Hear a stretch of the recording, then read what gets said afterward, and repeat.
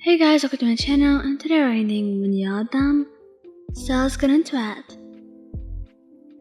Midoriya, he's such a sweet baby, and he's also been bullied a lot, so when he confessed to you and decided you'd be a fit lover for him, he didn't think you'd be like that. Well, of course everyone got mad, but still, he'd wished you had a calmer outlet. Instead of just going around the house and yelling at him, he would flinch, and sometimes you swore you would catch tears in his eyes, but he'd always nod and apologize, telling you that he'll be going away so the two of you didn't have to fight. And eventually, you tried your best to control your anger, and you stopped yelling at him. It was a very rare occasion now, and you were so happy that it didn't happen, because every time you would do it, he would tear up and frown, looking at you as if you had slapped him, and it hurt you to know that you hurt him that way, so you had tried your best to be the partner he deserves. Katsuki's used to lying, and me too fought. It was disastrous. All of your neighbors or friends would really wish you to get away from everyone.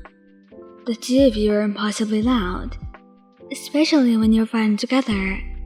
It would be like a competition of who was the loudest.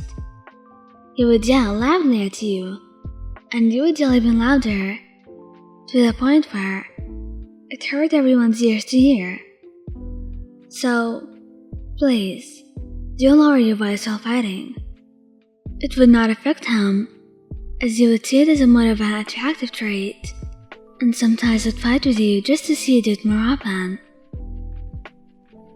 Todoroki, during an argument, he would try to be completely rational, although he would be sarcastic and sass you, and it gets on your nerves. Most of the time, it was very hard to hold back your anger and not yell at him, and when you did, the frown on his face deepened, and he looked at you with a look you hadn't seen before. You hadn't noticed that, not at first, but you wished you did, because then you wouldn't have said what you said. You wouldn't have said that you were helping him all along, and that he wasn't doing anything in return, because you hadn't realized. You had only realized it when he had gotten up from his chair, with a deep frown on his face, mumbling, "Maybe you're just not meant to be. You're like him, after all." It was a simple misunderstanding between the two of you, in the way you communicate affection, but now you weren't sure if you could fix things anymore. Sero tried to calm you down. In an argument, sure, he gets mad as well, but he quickly realizes that you had poor control on your emotions. He wanted to keep things calm, and he never wanted to fight with you in the first place. He would much rather discuss things calmly when the two of you cooled down. But you didn't listen to him, and you kept yelling and yelling. And eventually, he just said softly, giving you an apologetic smile, "Sorry, Ryan. I gotta go, right? We'll talk about this later." It was his own way of avoiding the argument and giving you both time to cool down. Kaminari, he would usually fight because he was ignoring you and playing video games. So when you were yelling at him, he obviously wasn't hearing, at least at first. He was wearing his headphones, and he was way more invested in the game he was currently playing than you, and that annoyed you to no end. You were talking about something important, and whenever you asked him about his opinion, he he would just nod in agreement, despite not knowing what the hell you were talking about in the first place. You were so done, and when he wasn't hearing you yelling at all, you just took off the headset and tossed it on the floor. He stared at you for a while, upset, and then he talked his ears off and explained why you were annoyed with him and kept yelling, but this time, he felt guilty. He wasn't supposed to ignore you like that. Sure, he really loved that game and would like to play it more and was annoyed you broke his headset, but he also was wrong.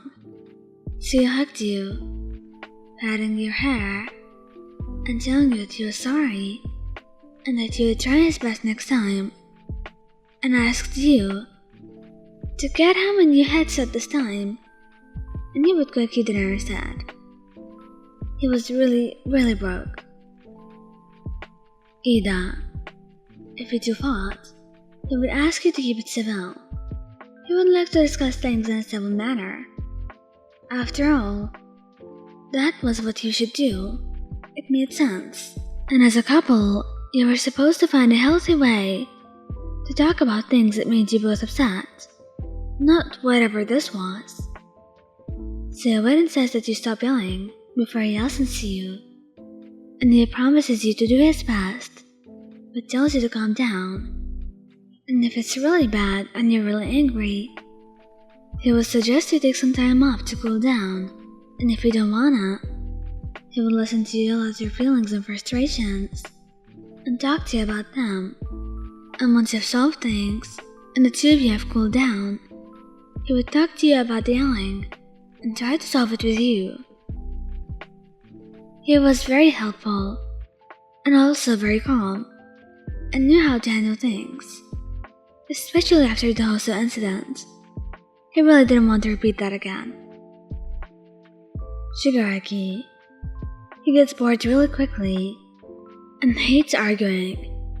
He could have done better things by now, like completed that quest, played that game, or leveled up, you know, those sorts of things. So when you start yelling at him and ranting, he would yell back, and being the childish person he was, he would get the last word in, then leave. It would make him very triggered not to get the last word in, much like a child would be. Thank you guys for listening. Don't forget to like, subscribe, and comment. I hope you enjoyed listening to this as much as I did making it. Anyway, goodbye.